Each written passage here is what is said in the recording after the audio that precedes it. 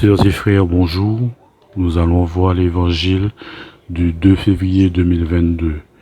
Évangile de Jésus-Christ selon saint Luc.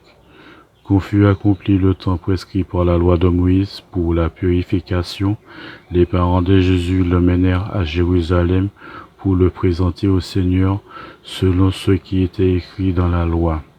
Tout premier-né de sexe masculin sera consacré au Seigneur.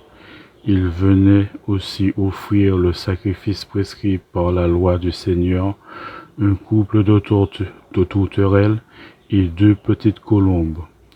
Or, il y avait à Jérusalem un homme appelé Simeon.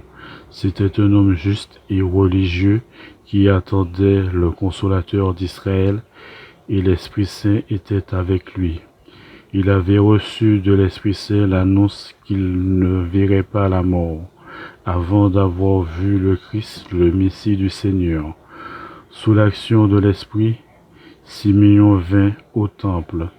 Au moment où les parents présentent l'enfant Jésus pour se conformer au rite de la loi qui le concernait, Simeon reçut l'enfant dans ses bras et il bénit Dieu en disant: « Maintenant, Maître souverain, tu peux laisser ton serviteur s'en aller en paix selon ta parole, car mes yeux ont vu le salut que tu présenterais à la face des peuples, lumière qui se révèle aux nations et donne gloire à ton peuple Israël. » Le père et la mère de l'enfant s'étonnaient de ce qui était dit de lui. Simeon les bénit, puis il dit à Marie, sa mère: « Voici que cet enfant provoquera la chute et le relèvement de beaucoup en Israël. Il sera un signe de contradiction, et toi, ton âme sera traversée d'un glaive. Ainsi seront dévoilées les pensées qui viennent du cœur d'un grand nombre. » Il y avait aussi une femme prophète, Anne, fille de Phanuel de la tribu d'Aser. Elle était très avancée en âge. Après 7 ans de mariage, demeurée veuve, elle était arrivée à l'âge de 84 ans. Elle ne s'éloignait pas du temple, servant Dieu jour et nuit dans le jeûne et la prière.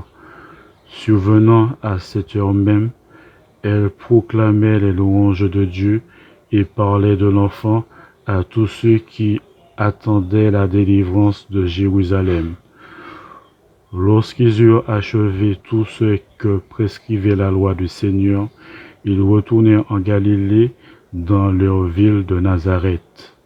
L'enfant qui grandissait et se fortifiait, rempli de sagesse, et la grâce de Dieu était sur lui. Acclamons la parole de Dieu.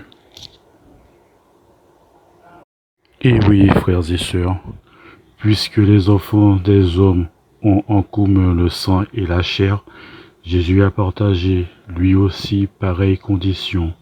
Ainsi, par la mort, il a pu réduire à l'impuissance celui qui possédait le pouvoir de la mort, c'est-à-dire le diable, et il a rendu libre tous ceux qui, par crainte de la mort, passaient toute leur vie dans une situation d'esclave. Car ceux qu'il prend en charge, ce ne sont pas les anges, c'est la descendance d'Abraham. Il fallait donc se rendre en tout semblable à ses frères pour devenir un grand prêtre miséricordieux et digne de foi pour les relations avec Dieu, afin d'enlever le péché du peuple.